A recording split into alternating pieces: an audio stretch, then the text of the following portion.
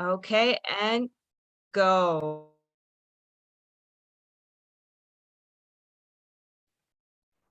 And go ahead. Okay.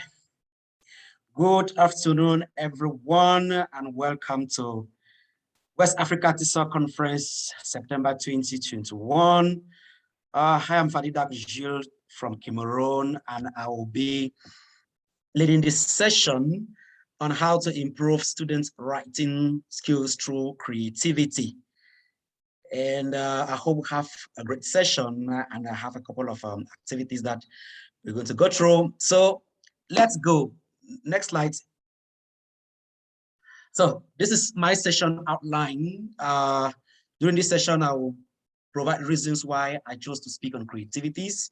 Then we'll talk about 3 steps that we can follow to improve learners' creativities. And these 3 steps are actually carved out from the 7 steps towards creativity, a session presented by John Hughes during the TESOL 2020 International Convention.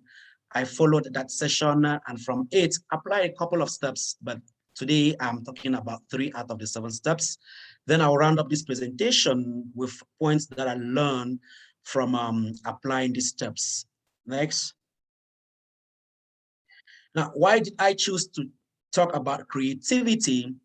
Of course, it's because creativity is one of the 21st century skills, one of the skills that every individual needs to survive in the 21st century, which are called the 4 C's, that is communication, collaboration, critical thinking, and creativity. And also because creativity helps students to deliver their best potentials, and creativity also helps students to learn in a memorable and fun way. And it also helps students in the area of language learning to solve problems related to language.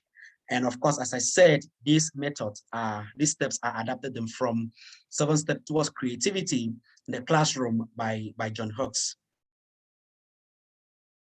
Next. Now, go ahead. Yeah. Now, why did I focus on writing? It's because I attended this conference at a moment when I was conducting a classroom action research on improving my students' writing skills. These steps were implemented as part of that research. I was looking for how to get my learners to love writing and how to write effectively. And why did I research on writing? Because I observed that my learners lack so much interest in writing, and those who attempted to write, they did not perform well. They struggle with vocabulary, struggle with grammar, struggle with coming up with ideas, struggle with understanding the topic. And I was wondering, what can I do to help these students improve their writing? Then the opportunity to attend the TESOL 2020 came, and I thank the Relo in Dakar for that. The opportunity came up, and I followed all the sessions, and I said, yeah, this is it. This is what I've been looking for, creativity. And I mean, I have to be creative in the classroom. I have to get my learners to be creative in writing. So I added that, or I implemented that as part of the research. Next slide, Leah. Now, these are the steps towards creativity in the classroom. The first one is to help learners think outside the box. Now, what do I mean to help learners think outside the box? Learners thinking outside the box means that I help them to apply what we call divergent thinking. Divergent thinking is the ability or is the opportunity we give to learners to be able to think and to be able to do activities where no specific answer or where no specific answer is expected. For example, in the classroom, these are some of the activities that we can conduct to foster divergent thinking, to help learners to think outside the box. We can give learners activities on brainstorming for them to brainstorm pictures, brainstorm about a passage, brainstorm about a topic, to come up with different ideas on a particular issue. Now, there's no expected answer, no answer is right, no answer is wrong, but the learners have the opportunity to provide what they think is the answer. Also, imagination activities. This is a good activity for divergent thinking, where we give the learners opportunity to imagine about situation. For example, you can ask the learners to think about a situation where they come to school and they realize that there will be no class. You know, learners, they always love situation like that. Now, what would they do if they come to school and they say, oh, go back home, there's no class today? I mean, they're going to tell you several answers, and they're going to be they're going to tell you answers that will take you by surprise. And also, as I said, questions with no right or wrong answers are questions that we can use to foster divergent thinking, and also activities that can encourage originality. In other words, these are activities that we can provide to learners to be able to create, to be able to do things that are out of the ordinary. And of course, these activities are linked to productive skills in just like writing, like speaking, and so on. So the first step is to help learners to think outside the box. Now we're going to move to the next slide, and we're going to look at an activity that can help, an example of an activity that can help learners think out of the box, an example of a divergent thinking activity. Now we look at this picture. This is actually my classroom. Yeah, don't bother much about the students and their dressing. We are actually living in a difficult environment with so much insecurity. So my learners, in order to not to draw attention to them because they're going to school, they dress shabbily in order to attend classes. So this is a picture I took in the classroom, then I gave to them in an activity. Then I asked them to brainstorm. This is what is called visual brainstorming. Leah, can you click for the next click on the next slide? Yeah, it's actually visual brainstorming, and these are the things I asked them to do. I asked them to create a caption for the picture, and of course, they came out with several captions. Some said war zone, some said group work, some said poorly dressed students, and so on and so forth. Now, this picture, I also asked them to write down memories that the picture brings to their mind. And of course, living in the crisis situation in which we live, they were able to narrate their experiences, narrate how difficult it is to get to the classroom, narrate how they're in school, and each time when they hear the sound of a gun, they are afraid and all the like. And also, this activity we can use, we can ask them to write short sentences about the context of the picture, or write different topics or societal issues that can be discussed using the picture, or think of words that can be used to describe what's happening in the picture. So this visual brainstorming, this activity helps learners to think out of the box. It helps learners to think and provide answers that the teacher didn't expect, answers that come from them, answers that are original. And in the next slide, we're going to look at the step 2, the second step towards creativity out of the 7 that John Hooks presented, is still like an artist. In other words, copy like an artist. Now we look at this picture, realize that we have an artist, and the artist is trying to copy the flour jar in front of him on a stand. Now, when we look at what the artist is copying, though he's drawing inspiration from the flour jar, what he has is different from what is actually the real image. What he has is original, is copying, but he's coming out with something original. Now, helping students to copy like an artist helps creativity in the sense that you provide students a sample, and from that sample, student copy and produce something original.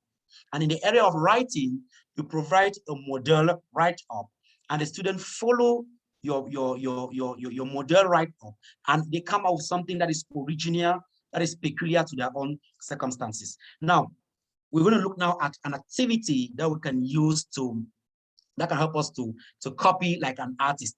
Now, this an activity that I did with my students.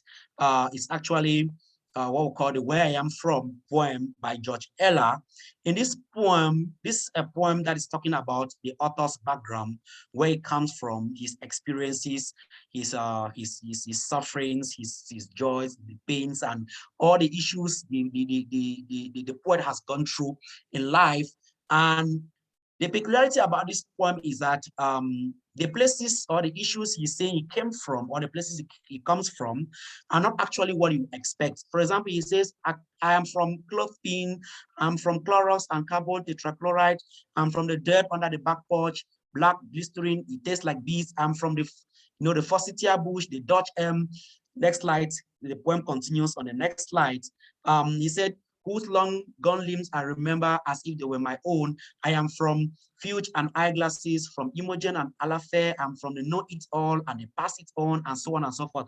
It's actually quite a long poem. I just copied just 2 stanzas from the poem. Now, this poem, this is a poem I want my learners to copy from. I want my learner to steal from like an artist. Now, I want them to write a poem, but that will come up from their own experiences using this poem. Now, so how do I go about this? We'll look at that in the next slide. Now, this is an activity to imitate like an artist. Now, before they set up to write the poem, I gave them a pre-writing task. Now, the pre-writing task, ask them to write specific details related to their life. These details could be their parents' name and relative, the special foods or meals that they eat, the song they loved when they were children, the stories they will never forget, the best or what things they were told, the ordinary household items, accidents or traumatic experiences. These are all issues that have to do with the learner's life. Now, we ask the learners in this pre-writing task to come up with this. This is some originality. They are brainstorming about their own life. They are looking into their past. They are looking into their present. They are looking into their future. They are looking into their circumstances. They are looking into their emotions, and they are writing down issues that are important and pertinent to them. These are the issues that we're going to use to write the poem, copying from George Eliot's poem. That's what it means to like steal like an artist. Now, in the next slide, I ask them to give them a writing task. Of course, I direct them, give some direction, and I ask the learners to use the template to draft their own poem. For example, ask them to write, I am from, and I ask them to use a specific ordinary item. For example, I am from a war zone. I am from a broken family. I am from a happy family. I am from a nice town, and so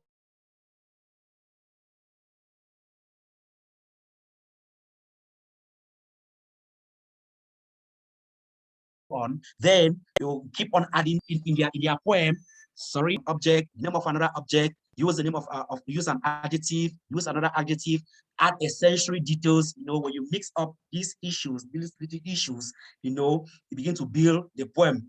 Add the name of a family member, add the name of another family member. So these are the elements gathered in order to write the poem, in order to copy from George Eliot. Now, in the next slide, when they wrote the poem here, I want us to discuss on how we can adapt this activity. Had it been a live, had this been a live presentation, I'll give you a task of 2 or 3 minutes. But then just think about how you can adapt and extend this activity in your classroom. Now, these are some of the things we can do to extend this activity. We can add pictures, we can add drawings, we can color or highlight key events in the poem. Now, when I did this poem with the lower level students in what we call in our context CCM, this is the first year in the secondary school. When I did this, children, they love coloring, they love drawing. Actually, some of them add drawings, add colors to their poem. You can turn the poem into a song or use it as a lead-in for a lesson on adjectives. You can also use it in a speaking activity, by asking learners to express how they feel about writing such a personal poem.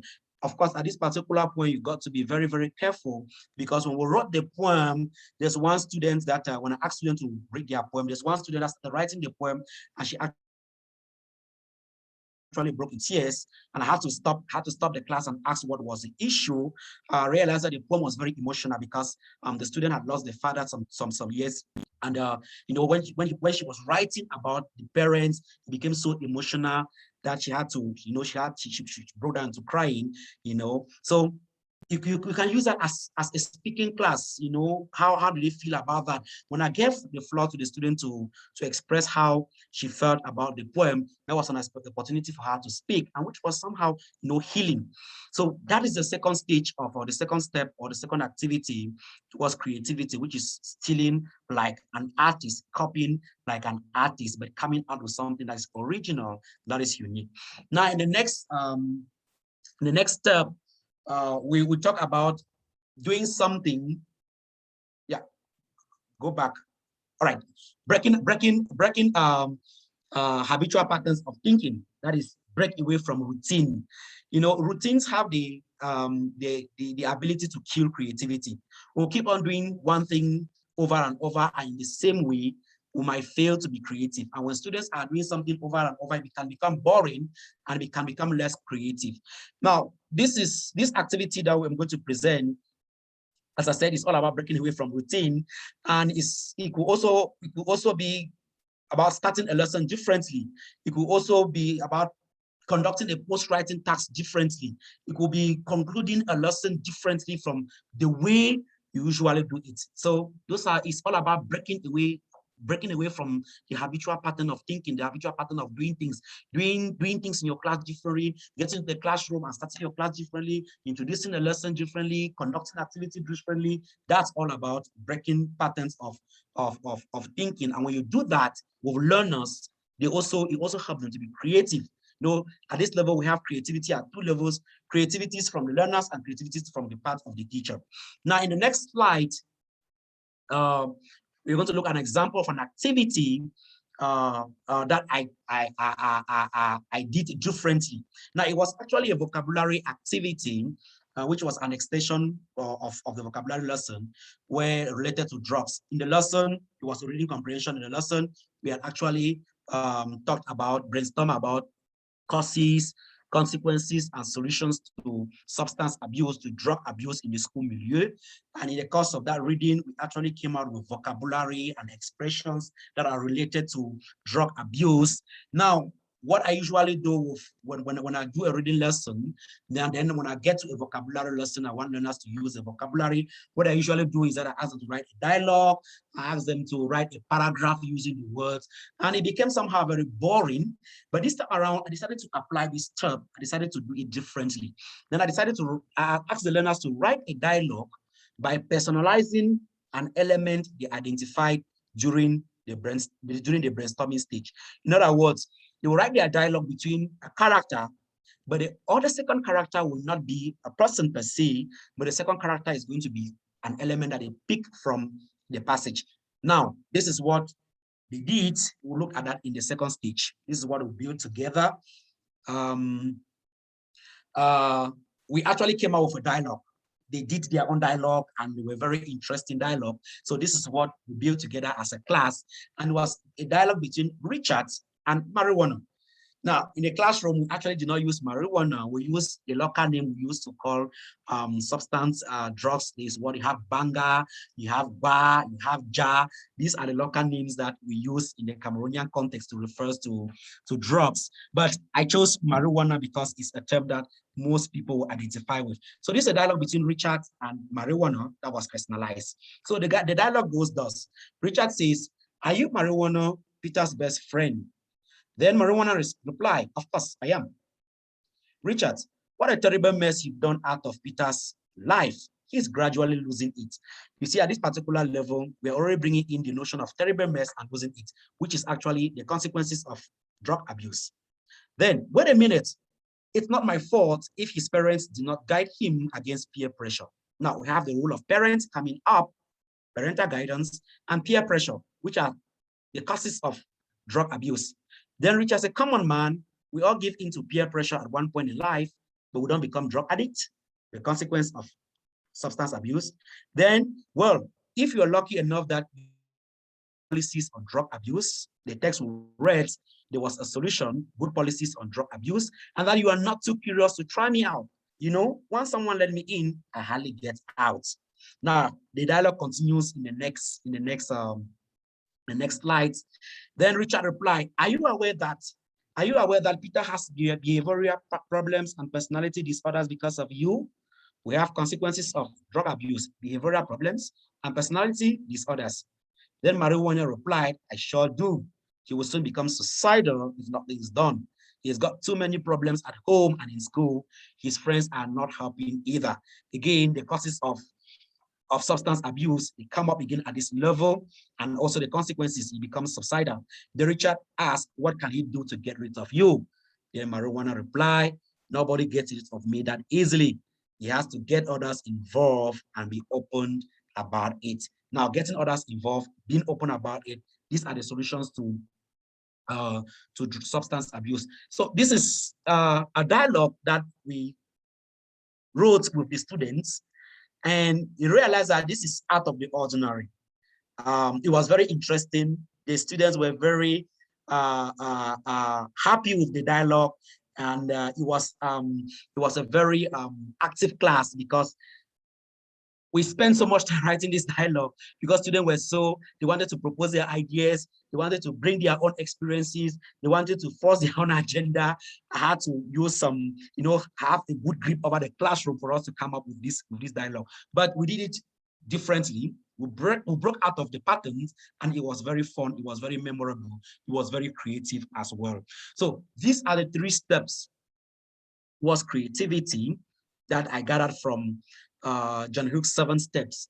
And this is how I applied it.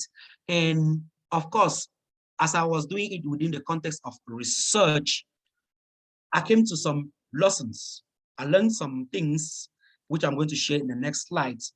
And I learned that when we allow learners to be creative, we'll allow learners to do things on their own, we'll give them opportunity to explore, and to use their potential, realize that the things that they usually do not like to do, they start liking to do the things. They start loving the things. They start doing it with some passion.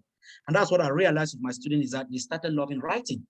And when I got to class and I give a writing activity, they don't frown upon it. They're happy to write because they've come to realize that, okay, they can do something. They are creative enough. I also realized that students are very full of ideas and they have very great creative potentials. And that student can write beyond what we assume are their abilities. I made a lot of wrong assumptions about my students. I said, oh no, they are French speaking, they are Francophones, English is the 3rd and the 4th language to some. They cannot actually write like students whose 2nd language or 1st language is English. By the end of this experience, at the end of the classroom action research, I realized that my assumptions were all wrong. Rather, my student can write beyond what I thought they could. Then I also realized that students also can think out of the box. Most often in the class, we tend to direct their thinking. We tend to put words in their mouths, or we tend to expect them to believe in a particular way. But we will come up with activities that give the opportunity to students to think the way they want, to think from what from their potential, from what they know. They can come up with very, very interesting ideas.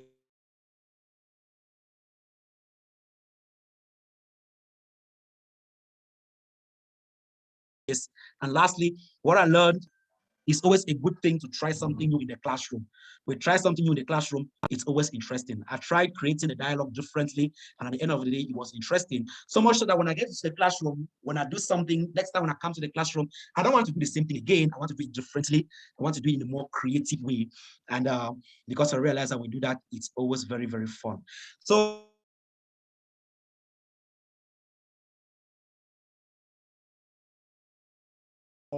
thank you very much for listening. I'm sure you definitely have questions. And I know if you have questions, drop them in the comment in the chat box and I will provide answers.